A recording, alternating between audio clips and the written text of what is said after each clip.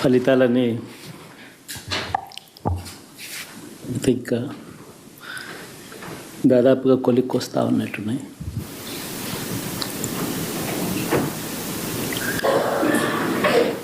చూసిన ఫలితాలు జరిగిన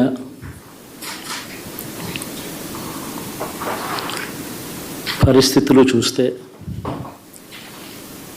నిజంగా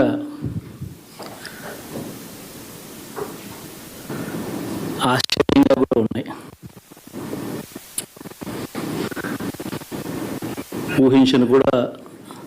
ఊహించలేదు ఇలా జరుగుతుందని, ఇలా వస్తాయని కూడా. But yes,